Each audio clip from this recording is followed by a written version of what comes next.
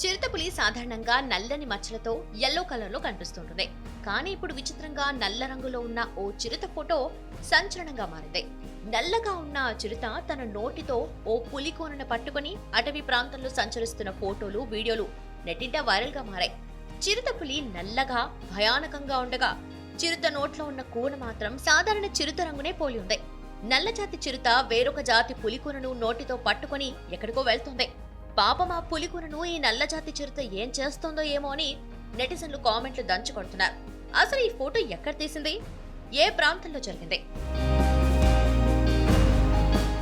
Social మీడియాలో జరుగుతున్న చర్చపై ఒడిశా నయాగఢ్ జిల్లా అటవీ శాఖ అధికారులు స్పందించారు.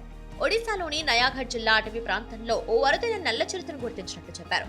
ఒక నల్లని చిరుత పులికూనను నోట కరుచుకుని అటవీ ప్రాంతంలో సంచరిస్తూ ఫారెస్ట్ డిపార్ట్మెంట్ అధికారుల ట్రాప్ కెమెరాకు చిక్కింది.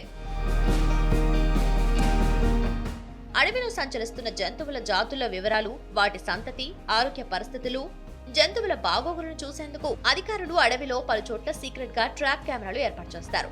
అలా ఏర్పాటు చేసిన కెమెరాలను అధికారులు ఎప్పటికప్పుడు పరిశీలిస్తూ ఉంటారు. అలా ఎప్పటిలాగే కెమెరాలు పరిశీలిస్తూ ఉండగా ఒక నల్ల చిరుత కెమెరాలో కనిపించింది.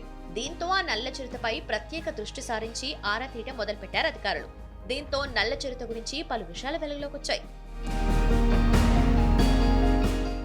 సాధారణ చిరుతపులి మెలనిజం అనే జన్యులోపం కారణంగా నల్లగా మారిందని, ఇది ప్రత్యేకమైన జాతి కాదని అటవీ శాఖ అధికారులు తేల్చారు. ఈ జన్యులోపంతో ఉన్న జంతువులు ఒడిశాలోని 3 అటవీ డివిజన్లలో ఉన్నాయని నిర్ధారించారు. ఇవి జన్యులోపంతో ఉన్నప్పటికీ వీటికి పుట్టే పులి కూనలు మాత్రం సాధారణంగానే ఉంటాయని తెలిపారు. ప్రస్తుతం తనకు పుట్టిన కూనను ఒక ప్రాంతం నుండి మరొక ప్రాంతానికి మార్చే సమయంలో ట్రాప్ కెమెరాలకు చిక్కిందని అటవీ శాఖ అధికారులు తెలిపారు.